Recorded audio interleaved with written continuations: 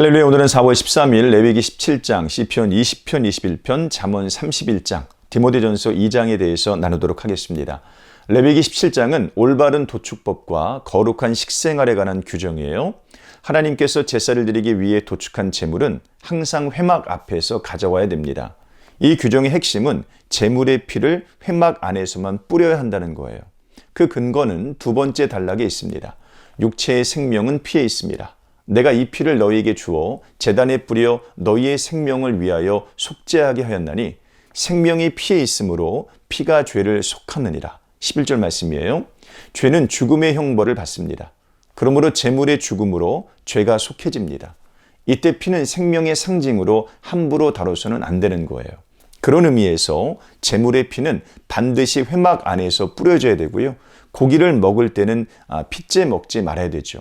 이 피는 십자가 위에서 흘리신 예수 그리스도의 피로 완성됩니다. 그리스도께서 피를 흘리심으로 우리의 죄가 사하여졌습니다. 그리스도의 피가 우리를 향해 뿌려짐으로 우리가 거룩해졌습니다. 그리스도께서 행하신 이 사역으로 말미암아 우리는 참으로 구원을 얻게 되었습니다. 시편 20편과 시편 21편은 하나님께 도움을 간구하는 기도예요. 환난 날에 하나님은 응답하십니다. 특히 하나님은 기름 부음 받은 자를 구원하십니다. 본문에서는 왕을 구하시는 하나님의 능력을 노래하고 있어요. 여호와여 왕을 구원하소서. 왕이 여호와를 의지하오니 지존하신 이의 인자함으로 흔들리지 아니함이리이다. 21장 7절 말씀이에요. 하나님은 당신이 기름 부어 세우신 왕을 구하시고 도우십니다. 베드로는 성도를 왕 같은 제사장이라고 말해요.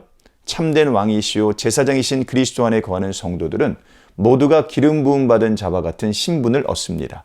그러므로 성도는 다윗이 기도한 것처럼 하나님께 도움을 간구할 수 있습니다. 하나님은 자기 백성을 위해 크신 팔을 항상 펼치시기 때문입니다. 잠언 31장은 르무엘 왕이 그의 어머니에게 받은 잠언입니다. 여기에서도 르무엘이 정확히 누구인지는 알 수 없어요. 다만 그가 왕이었다는 사실은 알 수 있습니다. 그래서 이 잠언은 앞서 말한 바와 같이 왕 같은 제사장으로 살아가는 모든 성도들에게 해당되는 지혜의 말씀이라고 할 수 있습니다. 왕은 자신을 절제해야 됩니다. 함부로 술을 마시면 안 되는 거예요. 판단력을 잃어버릴 수 있기 때문에 그래요. 무지하고 무력한 자를 위해 올바로 재판해야 됩니다. 또한 현숙한 여인을 맞아야 되는 거예요. 고운 것도 거짓되고 아름다운 것도 헛되나 오직 여호와를 경외하는 여자는 칭찬을 받을 것이라. 30절 말씀이죠. 잠언은 여호와를 경외하는 것이 지식의 근본이라는 말씀으로 시작하여 여호와를 경외하는 여자가 참되다는 말씀으로 끝납니다.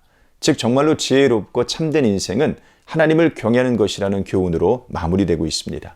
그리스도 안에서 경외심이 회복된 사람은 하나님을 의지하고 하나님의 뜻대로 살아갑니다. 디모데전서 2장은 기도의 필요와 질서를 가르칩니다.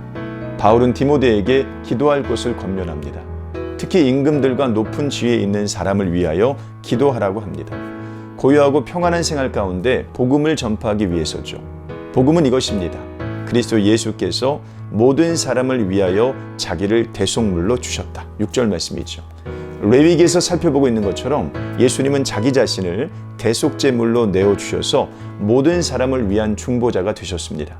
본문은 잠언 31장 후반부에서 현숙한 여인에 관해 가르치고 있는 것과 비슷하게 교회 안에 있는 여자가 어떻게 행동해야 되는지를 가르칩니다. 하나님을 경외한다는 자들에게 마땅한 것을 권면하죠. 하나님을 경외하는 사람은 말씀이 가르치는 대로 움직입니다. 오늘 하루도 이런 삶 사시기를 주님의 이름으로 축복합니다. 고맙습니다.